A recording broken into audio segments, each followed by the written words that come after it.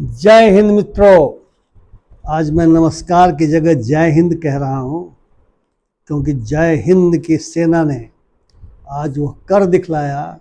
देश 22 अप्रैल के बाद से सांस रोके जिन क्षणों की प्रतीक्षा कर रहा था, 6 और 7 मई की दरमियानी रात को जब हम सभी सो रहे थे, जब पाकिस्तान सो रहा था, जब दुनिया का एक बड़ा हिस्सा सो रहा था, हमारी फौज ने वह कर दिखाया जिसकी आशा हम अब कर रहे थे। बिना सीमा रेखा को पार किए, टेक्नोलॉजी का इस्तेमाल करके, प्रिसीजन के साथ मिसाइलों का इस्तेमाल हुआ, ऐसी खबर आ रही है। पाकिस्तान और पाक ऑक्यूपाइड कश्मीर स्थित कुल 9 आतंकी शिविरों को ध्वस्त कर दिया गया। इसी नर्सरी से पहलगाम हमले के जो आतंकी हमें निकले थे, इसी नर्सरी से इस देश में जो भी आतंकी हमले पाकिस्तान कराता है, वे आतंकी निकलते रहे हैं। यही उनका प्रशिक्षण होता है, यही उनको इंडोक्ट्रिनेट किया जाता है। आतंकी विचारधारा से उनको जानवर बना दिया जाता है मनुष्य से, और वह ठिकाने नष्ट किए गए। आज आप में से जिन लोगों ने भारतीय फौज का प्रेस कॉन्फ्रेंस देखी होगी इस घटना के बारे में, उनका सीना गर्व से फूल गया होगा। उन्हें लगा होगा कि हमारी फौज दुनिया की अप्रतिम फौज है। क्या बताया हमारे फौज के लोगों ने? सबसे पहले तो हमारे विदेश सचिव ने बड़ी महत्वपूर्ण बात कही। उन्होंने दुनिया को बताया कि पहलगाम हमला अकेला हमला नहीं है। आतंकी लगातार पाकिस्तान से आते रहे, वहाँ प्रशिक्षित होते रहे। उन्होंने आकर के यहाँ पे कई जगहों पे बेगुनाह लोगों के खून किए। लेकिन पहलगाम इस मामले में अलग है कि यह एक तरीके से 2 तरह का लक्ष्य लेकर के आतंकियों को पाकिस्तान ने भेजा था। पहला लक्ष्य था कि जो जम्मू कश्मीर में पर्यटन उद्योग फिर से पटरी पर आ गया और लगातार पर्यटकों की संख्या बढ़ रही है। पिछले साल उन्होंने बताया कि 2,30,000 से 2,30,00,000 से ज़्यादा पर्यटक वहाँ पहुँचे थे, और इस बार ये संख्या 3 करोड़ को पार कर सकती थी।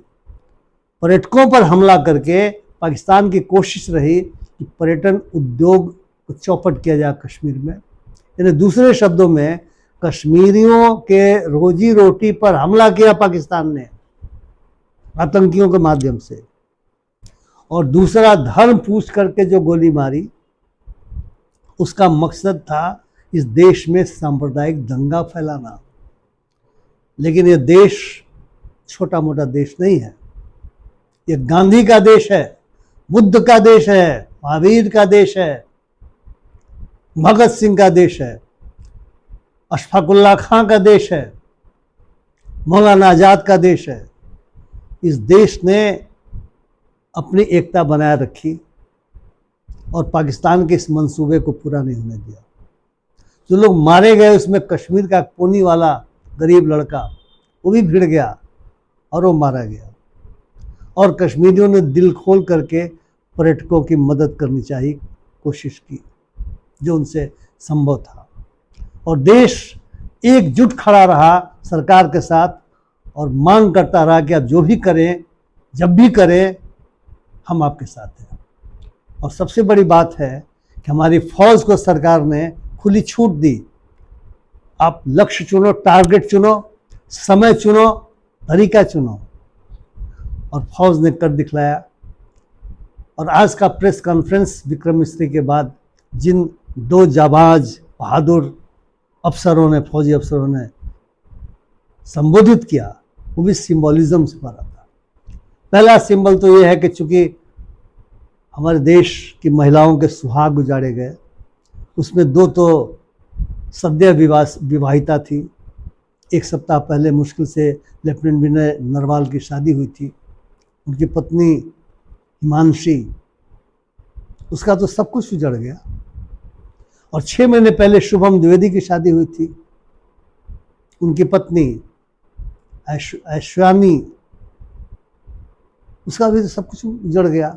इसलिए इसका नाम रखा गया ऑपरेशन सिंदूर।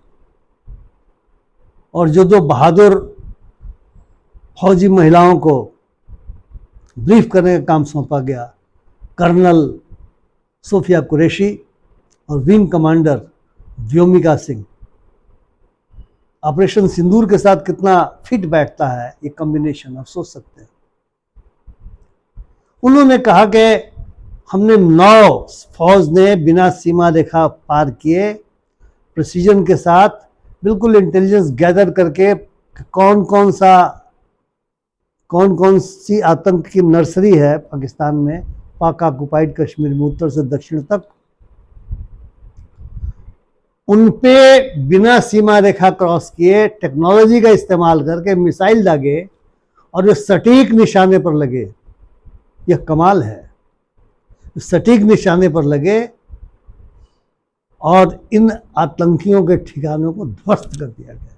एक मैसेज दिया गया कि हम तुम्हें छोड़ेंगे नहीं, तुम जहां भी जाओगे छोड़ेंगे नहीं।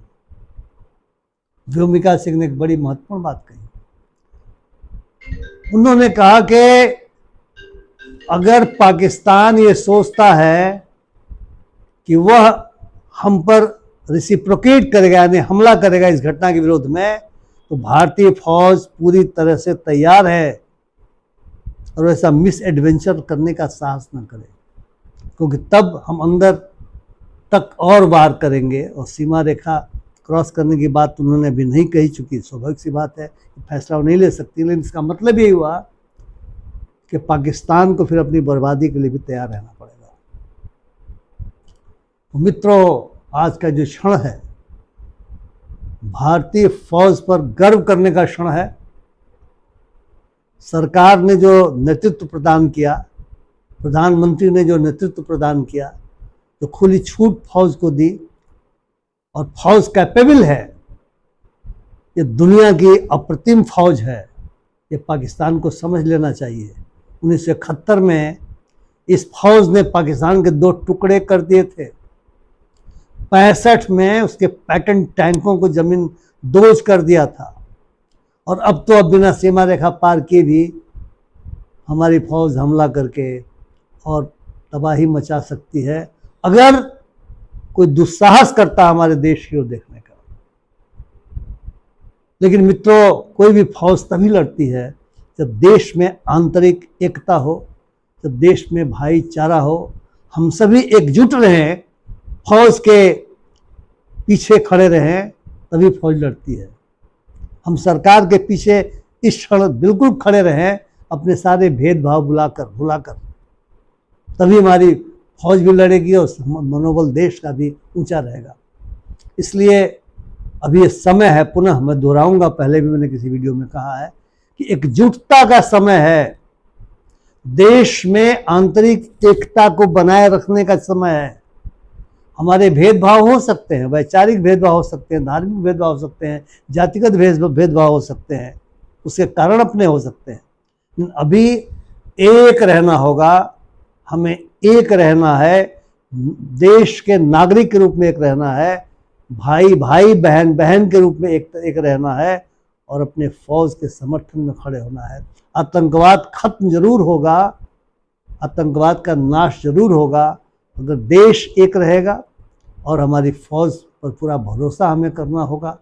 फौज निश्चित तौर से उसने कार्रवाई करना शुरू किया है, अभी तो कार्रवाई शुरू हुई है।